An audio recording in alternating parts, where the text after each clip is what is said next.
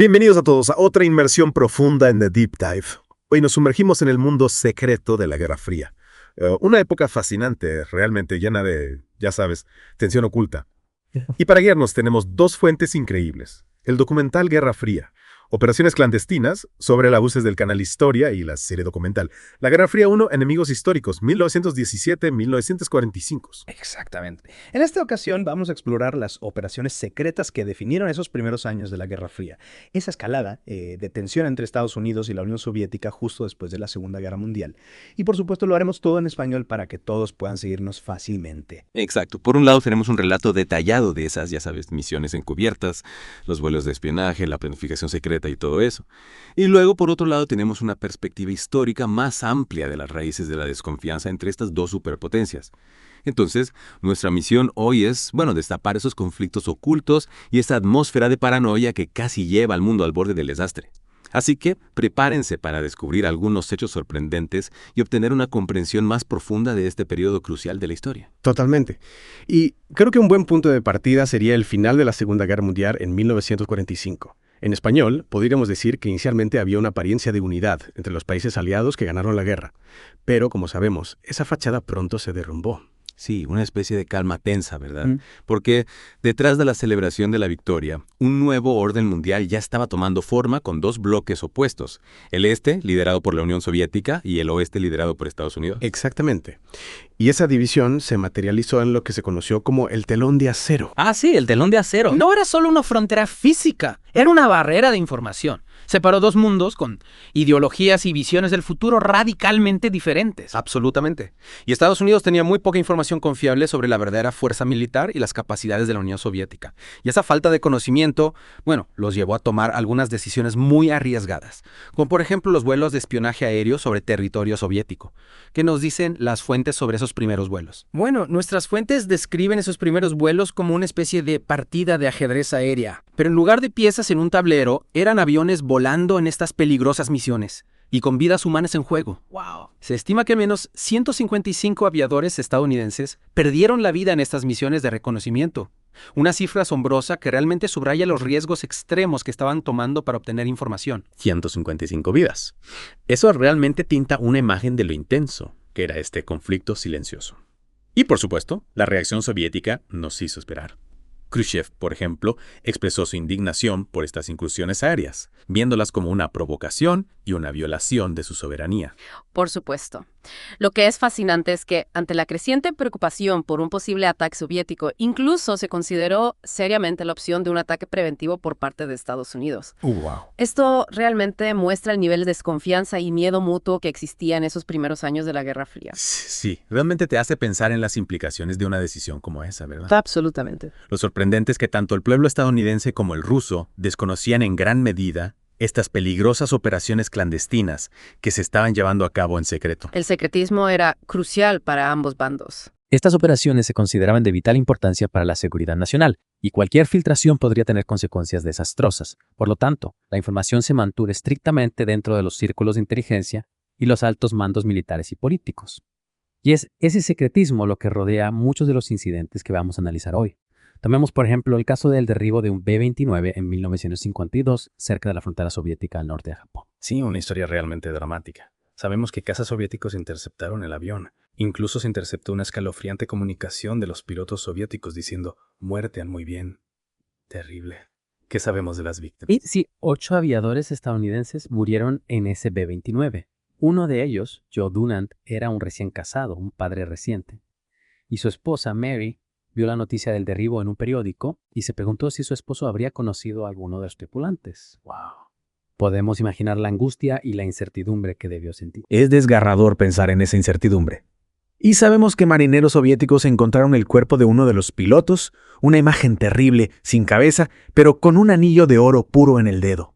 ¿Qué pasó con ese anillo? Lo conmovedor de esta historia es la decisión de uno de esos marineros, Vasily Arkhipov, de quedarse con el anillo. No con la intención de quedárselo para sí mismo, sino con la esperanza de poder devolvérselo algún día a la familia. Un gesto de humanidad en medio de tanta hostilidad. Es increíble. Y después de más de 40 años, después del final de la Guerra Fría, Arkhipov finalmente llevó el anillo a la embajada estadounidense. ¿Qué pasó después? Bueno, finalmente hubo un encuentro muy emotivo en Estados Unidos entre Arkhipov y la hija de John Dunant, el piloto fallecido, y ella pudo recuperar ese símbolo de su padre.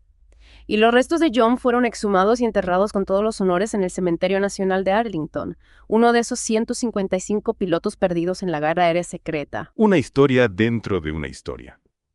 Realmente te hace pensar en el lado humano incluso en los momentos más oscuros. Pasemos a otro incidente escalofriante.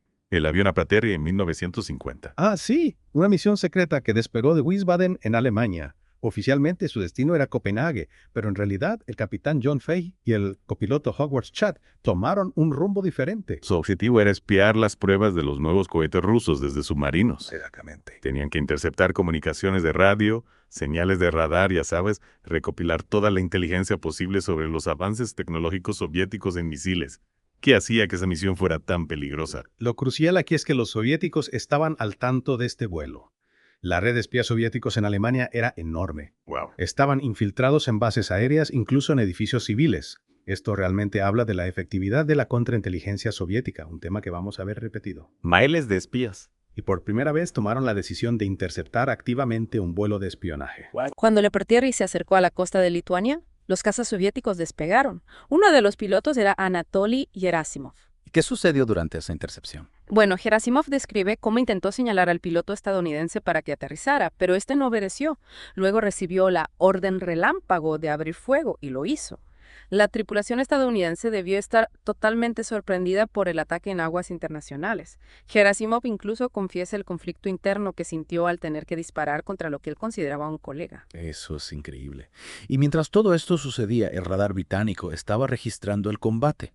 La versión oficial estadounidense fue que un avión de prueba desarmado se había perdido, y se inició una búsqueda frenética, encontrándose manchas de aceite, restos del avión y una balsa salvavidas vacía. ¿Qué dijeron los soviéticos? Bueno, los soviéticos afirmaron haber derribado un avión espía que explotó, pero aquí es donde el misterio se profundiza. Sí. La tripulación desapareció sin dejar rastro. ¿Y qué sabemos sobre el destino de esos hombres? Bueno, 5 años después, un estadounidense que regresó del Gulag, John Noble, afirmó haber visto a 8 hombres que coincidían con la descripción de la tripulación del Apaterri en el campo de Vorkuta. Los soviéticos, por supuesto, negaron esa información. Y hasta el día de hoy, el caso sigue siendo un misterio sin resolver. El último gran secreto de la Guerra Fría, como se ha dicho. Y parece que no fue el único incidente de este tipo. Los soviéticos también estaban vigilando muy de cerca el apoyo estadounidense a los hermanos del bosque en Lituania. ¿Cuál era la naturaleza de ese apoyo? Sí, estos grupos antisoviéticos estaban recibiendo ayuda de los estadounidenses a través de lanzamientos aéreos de suministros, algo que los soviéticos veían como una violación constante de sus fronteras. Ya veo. ¿Y cómo encajaba esto en la estrategia general de Estados Unidos? Bueno, aquí es donde entra en juego la estrategia de George Kennan. Buscaba la desestabilización interna de la URSS utilizando grupos partisanos. Y para llevar a cabo esta estrategia, contaron con la ayuda de Reinhard Gehlen, nada menos que el ex jefe de espionaje de Hitler. Ya, una alianza inesperada. Se reclutaron desertores soviéticos, al igual que se hizo en el Tercer Reich, con personas desplazadas y fugitivos. Se les entrenó en campos secretos en Estados Unidos y Alemania para actuar como agentes y partisanos. ¿Y cómo era ese entrenamiento? Vemos imágenes de esos campos con voluntarios enmascarados para proteger su identidad. Wow. Aprendieron todo tipo de detalles para pasar desapercibidos en territorio soviético, cortes de pelo, vestimenta, un camuflaje perfecto. Luego fueron infiltrados en los países satélites soviéticos a través del Báltico y otros puntos, llegando a Letonia, Rumanía, Albania, Ucrania. Wiesbaden, como ya hemos visto, jugó un papel central en la coordinación de estas operaciones. Un piloto incluso habla por primera vez de estas misiones secretas, contando cómo encontraba a la gente ya dentro del avión, sin saber quiénes eran ni a dónde iban exactamente. El piloto solo conocía el punto de destino. Eran vuelos a muy baja altura, de noche, sin luces. Lanzaban a los agentes y volvían rápidamente. Un trabajo muy arriesgado. Pero la realidad era muy diferente a lo que se veía en las películas de entrenamiento. La idea de desestabilizar los estados comunistas desde dentro resultó ser un fracaso absoluto. Un completo fracaso. Pero probablemente por eso estas operaciones siguen siendo secretas hasta el día de hoy. Lo cierto es que los servicios secretos occidentales apenas consiguieron información relevante sobre el verdadero poderío militar soviético. El telón de acero, a la hora de obtener información, resultó ser impenetrable. Exacto.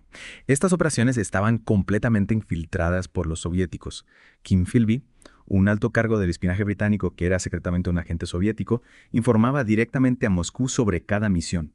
Su traición significó que los soviéticos a menudo conocían los planes occidentales antes de que se pusieran en marcha. Absolutamente. Y mientras tanto, las tensiones seguían aumentando. En 1948 tuvimos el bloqueo de Berlín, y la influencia de Stalin se extendía por toda Europa del Este. El sistema soviético se expandía. Sí, y en este contexto, la posesión de la bomba atómica era un factor crucial. Por supuesto. Pulpis Lema, responsable del lanzamiento de bombas nucleares y del puente aéreo de Berlín, estaba frustrado por la limitada respuesta estadounidense al bloqueo. Creía que deberían haber utilizado la fuerza para romper el bloqueo, ya que Estados Unidos tenía la bomba atómica y la Unión Soviética no. Veo. Pero en 1949, Lagores detonó su primera bomba atómica mucho antes de lo que Occidente esperaba, un shock para el mundo. Esto intensificó la carrera armamentística y aumentó la sensación de peligro. Un check para el mundo. Y en 1950, la invasión china de Corea hizo que el 55% de los estadounidenses temieran que fuera el inicio de la Tercera Guerra Mundial. Corea era vista por muchos como otro movimiento de Stalin para lograr el poder mundial a cualquier precio. Absolutamente. Truman incluso llegó a amenazar con el uso de la bomba atómica. Sí. Y en altos rangos militares estadounidenses como Nathan Twining y Curtis LeMay, se consideraba que una guerra era inevitable y que era mejor librarla ahora, mientras los soviéticos aún eran percibidos como más débiles. Wow. En el Instituto de Guerra Aérea de la Aviación estadounidense se realizaron estudios y simulacros para analizar si se podía ganar una guerra contra la URSS y cómo hacerlo. Se investigaron los efectos de las bombas atómicas en Hiroshima y Nagasaki. ¿Y qué descubrieron? Lo que descubrieron fue que la destrucción era menor de lo esperado y que la producción industrial podría recuperarse en cuestión de un mes. Se estimaba que una guerra nuclear contra la URSS, atacando primero, costaría menos de 3 millones de muertes americanas. Menos de 3 millones. Una cifra escalofriante, aunque se reconocía que el enemigo no quedaría totalmente derrotado y que ocupar su vasto territorio sería un enorme desafío. Ambas superpotencias, mientras tanto, trabajaban intensamente para mejorar el poder destructivo de sus armas nucleares. ¡Wow! Y para 1955 se había llegado a la conclusión de que una guerra nuclear significaría la destrucción del mundo. La destrucción del mundo. Para poder lanzar esas bombas, la Unión Soviética copió el bombardero americano B-29, el mismo que bombardeó Hiroshima. A pesar de su inferioridad militar inicial, la URSS amenazaba con una guerra. Se debatió intensamente la cuestión de un golpe preventivo por parte de Estados Unidos, pero el gobierno finalmente no tomó ese camino. Ya veo. Mientras tanto, Estados Unidos estaba desarrollando un nuevo bombardero, el Convair B-36 Peacemaker, que superaba al B-29 en alcance y autonomía. Un gigante del aire con 30 horas de vuelo y 10 motores. ¿Y qué ruido hacía ese avión? Imposible olvidar para quienes lo escucharon. Sin duda. Hubo incluso una versión ultraligera del B-36, utilizada para reconocimiento a gran altitud, equipada con enormes cámaras fotográficas. Sí, en 1953 Tad Morell participó en esas misiones secretas, que oficialmente nunca existieron, sobre los países satélites y probablemente también sobre la URSS. Los MiG soviéticos intentaban interceptar al B-36, pero no podían alcanzar su altitud. El objetivo de estos vuelos era obtener imágenes aéreas para crear nuevos mapas detallados de la Unión Soviética, con la ubicación de los objetivos más importantes para una posible guerra nuclear. Hasta entonces, las fuerzas aéreas americanas utilizaban mapas alemanes anticuados. Los soviéticos eran extremadamente sensibles a estos sobrevuelos. Algunos pensaban que podrían ser el preludio de una guerra. Claro. Y los americanos, por su parte, seguían teniendo una información muy limitada sobre su enemigo. A pesar de ello, creían en la propaganda soviética que exageraba enormemente su poderío militar. Sí. En 1954, en una exhibición aérea en Tushino, los soviéticos presentaron un nuevo bombardero, el Masichev Viso. Para saber cuántos de estos bombarderos tenían realmente, se ordenó una arriesgada misión a una escuadrilla americana estacionada en Inglaterra, equipada con nuevos aviones. Ya veo. Al Austin recibió la orden de sobrevolar 9 bases de bombarderos soviéticas y fotografiarlas. ¡Qué tensión! Austin y su tripulación recibieron la instrucción de memorizar los mapas, incluso de comérselos si era necesario. Oh. 3 aviones partieron en dirección a Noruega como señuelo, pero Austin continuó hacia la Unión Soviética. ¿Y qué encontraron allí? Al principio, todo fue bien, logrando tomar las primeras fotografías. Ajá. Pero al llegar al tercer objetivo, se encontraron con los primeros cazas soviéticos, aunque inicialmente no alcanzaban su altitud. Ya veo. Eran MiG-15, que incluso se pueden ver en las fotos que tomó Austin. Increíble. Pero lo que ni él ni los servicios secretos esperaban era la presencia de los nuevos MiG-17 soviéticos, capaces de volar a la misma altitud que el Boeing B-47. Estos MiGs se acercaron peligrosamente, disparando munición trazadora. Wow. El avión de Austin fue alcanzado, perdiendo la radio, sufriendo daños en el morro y perdiendo combustible. Qué barbaridad. A pesar de todo, Austin continuó su misión fotografiando el resto de los objetivos y logrando llegar hasta Finlandia. Increíble. Necesitaban repostar urgentemente, pero la radio estaba casi destruida. El piloto del avión nodriza en Inglaterra recibió la solicitud con dificultad y la torre inicialmente se negó a autorizar el despegue por otra emergencia. ¿Y qué pasó entonces? Fue entonces cuando el piloto del avión nodriza, desafiando las órdenes, despegó y alcanzó a Austin sobre el Mar del Norte en el último minuto. Oh, wow. El copiloto de Austin juraba que el indicador de combustible marcaba 0 al momento del encuentro. Las fotos se salvaron, confirmando que el bombardero Bison aún representaba una amenaza significativa. En Frankfurt y Wiesbaden operaba el escuadrón de apoyo número 7499, una unidad clave para el espionaje aéreo americano, dedicada a la supervisión electrónica de las emisiones de radio, el radar y la estructura organizativa soviética. Sí, esencialmente, esto implicaba volar aviones equipados con equipos especializados para escuchar y grabar las comunicaciones de radio soviéticas, las señales de radar y otras emisiones electrónicas. Ya veo. Esto era crucial para comprender sus capacidades e intenciones militares sin ingresar físicamente a su territorio. Por supuesto. Robert Kinsey, un especialista de la unidad, recuerda que a sus 20 años no sentían un peligro inminente. Era emocionante volar en zonas consideradas inseguras con esos aviones viejos que también eran peligrosos en sí mismos. Ya veo. La unidad recibió nuevos aviones Hércules para una misión especial de reconocimiento electrónico a lo largo de la frontera turco-soviética cerca de Ereván. Ajá. Pero la tripulación no estaba familiarizada con el nuevo avión y cometió un error de navegación, internándose en el espacio aéreo soviético. Lo terrible es que no había comunicación por radio para advertirles. Claro. Los cazas soviéticos que esperaban tras la frontera interceptaron y derribaron fácilmente el Hércules desarmado. ¿Y qué consecuencias tuvo este derribo? A la gente en tierra se les dio información falsa sobre el lugar del accidente, diciéndoles que probablemente había sido en las montañas turcas. Se envió intencionadamente al equipo de búsqueda a una zona equivocada mientras se preparaba una versión oficial de los hechos. Wilson, otro miembro de la unidad, recuerda la optimista búsqueda inicial, creyendo que encontrarían a sus compañeros. Pero al regresar a Frankfurt, las habitaciones de la tripulación estaban vacías, sus documentos habían desaparecido, como si la unidad nunca hubiera existido. Wow. Robert Kinsey sintió que los habían utilizado y que se había fabricado una mentira sobre lo ocurrido. Es increíble. Su segundo mejor amigo murió en el derribo, dejando una hija pequeña y una esposa embarazada. El servicio secreto militar amenazó a los supervivientes con prisión y multas si hablaban de sus misiones. Robert Kinsey desafió esta orden, lo que le valió la amenaza de un consejo de guerra y una profunda desilusión con su propio gobierno. Sorprendentemente, poco después se ofreció voluntario para misiones en Turquía. Wow. En 1956, la partida de ajedrez del espionaje entró en una nueva etapa con la misión Ídolo. Sí. Aviones de reconocimiento capaces de volar a altitudes extremas penetraban repetidamente en el espacio aéreo de los países satélites. Ya veo. Se utilizaban aviones sumamente rápidos, los primeros supersónicos, ante los que los soviéticos no disponían de cazas interceptores comparables. La CIA también operaba desde Wiesbaden con aviones propios y pilotos de países del bloque oriental cuyas misiones siguen siendo secretas hasta hoy. Mientras tanto, en Alemania Occidental se puso en marcha la Operación Mobile, lanzando cientos de globos aerostáticos equipados con cámaras fotográficas hacia la URSS. Se intentaban recuperar sobre la costa pacífica mediante aviones americanos con un dispositivo de captura. Sí. ¿Qué resultados obtuvieron con esta operación? Las fotos obtenidas mostraban en su mayoría zonas despobladas. Ya veo. Los globos eran vulnerables por la noche al perder altitud. Los soviéticos incluso presentaron globos capturados en una rueda de prensa, generando dudas sobre la verdadera efectividad de la operación. Eisenhower finalmente ordenó lastrar los globos para que no subieran demasiado, manteniéndose por debajo del alcance de los aviones militares soviéticos para evitar provocar programas de intercepción a gran altitud. Poco después, la CIA desarrolló el U-2, un avión de reconocimiento de alturas extremas ultra secreto. El jefe de las Fuerzas Aéreas, LeMay, se oponía queriendo seguir utilizando bombarderos modificados, pero la CIA insistía en que este tipo de sobrevuelos no debían realizarse con bombarderos ni por personal militar.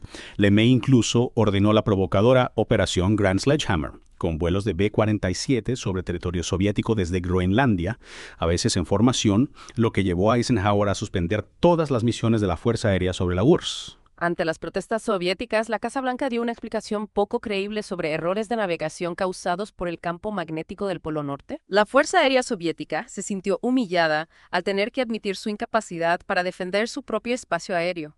Estos vuelos, sin embargo, permitieron probar las capacidades de radar soviéticas, revelando debilidades en sus defensas del norte. En julio de 1956, la CIA puso en servicio el U-2 en Wiesbaden. Los vuelos sobre la URSS requerían la aprobación personal del presidente y se mantenían en el más absoluto secreto. El U-2 podía volar a mayor altitud que cualquier otro avión de la época y estaba equipado con cámaras avanzadas.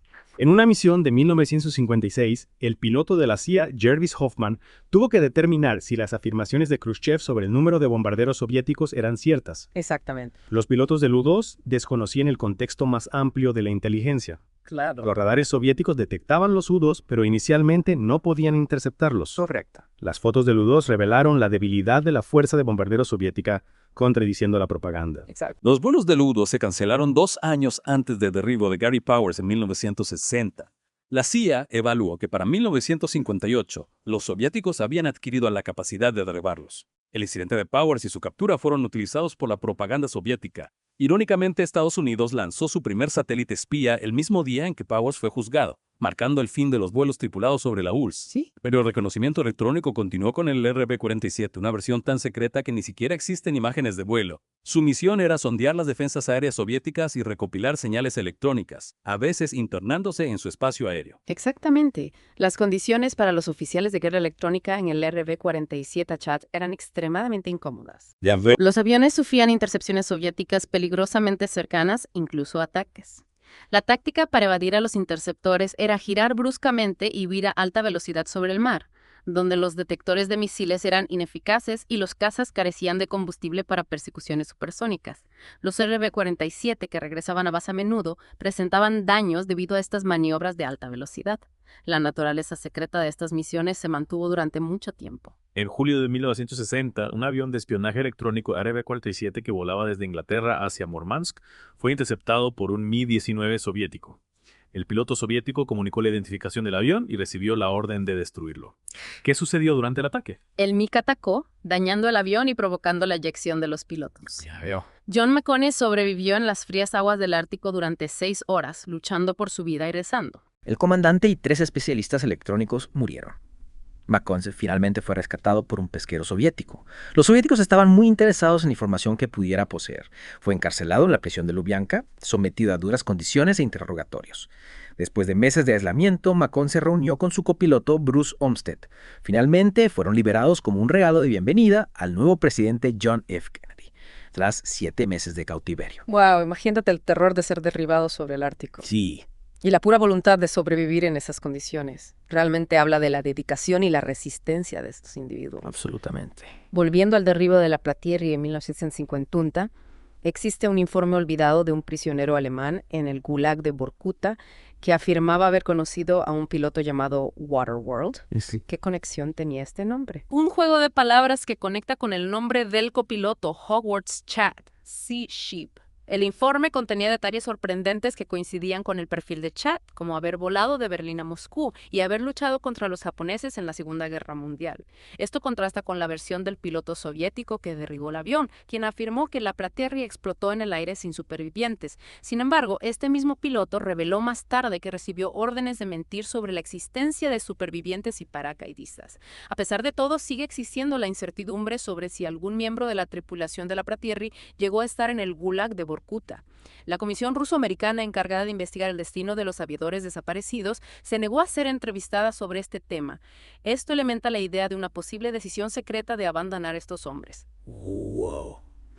Cambiando de tercio, para entender mejor este periodo debemos remontarnos a los orígenes de la Guerra Fría tras la Primera Guerra Mundial, tal como se detalla en el segundo documental que mencionamos. La sombra nuclear ya se cernía sobre la humanidad a mediados del siglo XX. Bajo un hotel americano existía un búnker secreto para los miembros del Congreso de los Estados Unidos en caso de guerra nuclear. Correcto. Un refugio donde los políticos representarían a los fallecidos y moribundos del exterior. Pero en la superficie, en 1945, las tropas soviéticas entraban en Berlín y los aliados se reunían en Potsdam para establecer las condiciones de la posguerra. Churchill, Stalin y el inexperto Truman eran los protagonistas. Sí. Stalin llegó con retraso a la conferencia, quizás debido a problemas de salud. Su ambición era clara: extender la influencia soviética hasta el Atlántico. Los orígenes de la Guerra Fría se encuentran en las tensiones ideológicas tras la Primera Guerra Mundial, con la exclusión de la Rusia bolchevique de la Conferencia de Paz de París. Por supuesto. Las potencias occidentales, incluyendo Estados Unidos y Gran Bretaña, enviaron tropas para combatir la Revolución Rusa. Churchill, ferviente antisoviético, incluso llegó a decir que había que matar a los bolcheviques. Lenin y Stalin se convencieron de que Occidente buscaba la destrucción del comunismo. Tras la guerra civil, Rusia sufrió una terrible hambruna. Los bolcheviques se centraron en el desarrollo económico interno. América, por su parte, adoptó una política aislacionista, seguida por la Gran Depresión. Roosevelt implementó el New Deal y, en un cambio de política significativo, reconoció a la Unión Soviética después de 16 años. Expertos americanos incluso trabajaron en la URSS durante la industrialización stalinista. Stalin, sin embargo, impuso la colectivización agraria a un costo humano terrible. Millones de campesinos muertos y hambruna. La verdad se mantuvo en secreto y todos los logros se atribuyeron a Stalin. Su régimen fue de terror, con purgas y los famosos juicios de Moscú, donde antiguos camaradas de Lenin confesaron crímenes imaginarios. Aunque algunos extranjeros se desilusionaron, muchos en Estados Unidos seguían creyendo en el sueño comunista durante los años 30. Surgió el Frente Popular contra Hitler y el fascismo. La Guerra Civil Española se convirtió en un conflicto de poder indirecto. Hitler se rearmaba y mostraba sus ambiciones expansionistas. Roosevelt quería evitar una guerra en Europa. Ya veo. Chamberlain, primer ministro británico, implementó la política de apaciguamiento. El Acuerdo de Múnich de 1938 permitió a Hitler anexar los Sudetes checoslovacos. Stalin llegó a la conclusión de que Occidente no se enfrentaría a Hitler. Entonces Stalin planeó un movimiento diplomático sorprendente. El Pacto Molotov-Ribbentrop en 1939, un acuerdo de no agresión entre la Alemania nazi y la Unión Soviética. Occidente quedó consternado. Stalin calculó que el pacto le daría al menos 2 años para prepararse. En septiembre de 1939, Hitler invadió Polonia, desencadenando la Segunda Guerra Mundial. Polonia fue dividida entre Alemania y la URSS. La Unión Soviética también ocupó Lituania, Letonia y Estonia e invadió Finlandia. Increíble. En 1941, Hitler invadió la Unión Soviética. Churchill, a pesar de su pasado anticomunista, ofreció inmediatamente una alianza a Stalin.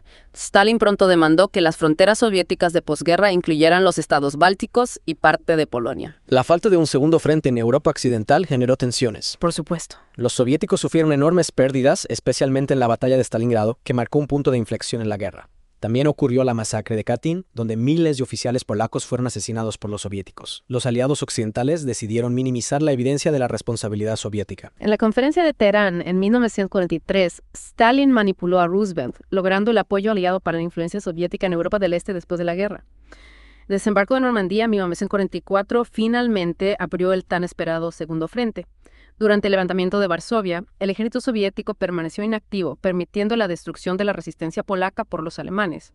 Churchill y Stalin acordaron el acuerdo de porcentajes para dividir Europa en esferas de influencia. En la conferencia de Yalta en 1945 se discutieron el futuro de Alemania, la guerra contra Japón y el destino de Europa del Este, incluyendo Polonia. Se acordó la creación de gobiernos de coalición y la celebración de elecciones libres en los países liberados, pero las ambigüedades en estos acuerdos sembraron las semillas de futuros conflictos. Roosevelt estaba enfermo y la Unión Soviética ya ocupaba gran parte de Europa del Este. Ya veo. A pesar de los acuerdos superficiales sobre Polonia, la realidad era que estaba bajo control soviético. Tras la muerte de Roosevelt y el fin de la guerra en Europa, las tropas soviéticas y americanas se encontraron en el río Elba. Berlín cayó ante los soviéticos y se fundaron las Naciones Unidas en San Francisco. La línea del frente soviético dividía Europa. En la conferencia de Potsdam, las tensiones entre los aliados crecieron. Truman informó a Stalin sobre la bomba atómica, pero Stalin pareció indiferente, aunque ya conocía el proyecto Manhattan a través del espionaje. Clement Attlee reemplazó a Churchill como primer ministro británico durante la conferencia. Poco después, Estados Unidos lanzó las bombas atómicas sobre Hiroshima y Nagasaki. La sombra de la guerra nuclear se cernía sobre el futuro. ¡Wow! Concluimos así esta inmersión profunda, volviendo a ese momento crucial donde la aparente victoria aliada escondía una creciente desconfianza y el germen de un nuevo conflicto global. Sí, una época realmente fascinante y aterradora al mismo tiempo. Absolutamente. Entonces, para resumir, esta inmersión en The Deep Dive nos ha revelado el intenso y peligroso conflicto clandestino que marcó los inicios de la Guerra Fría. Hemos visto los enormes riesgos y el terrible costo humano de estas operaciones secretas, la atmósfera de profunda sospecha y paranoia que dominaba las relaciones entre las superpotencias y la creciente conciencia de la amenaza nuclear que se cernía sobre el mundo. Totalmente. Y todos estos eventos, a menudo ocultos al conocimiento público, moldearon el mundo tal como lo conocemos hoy.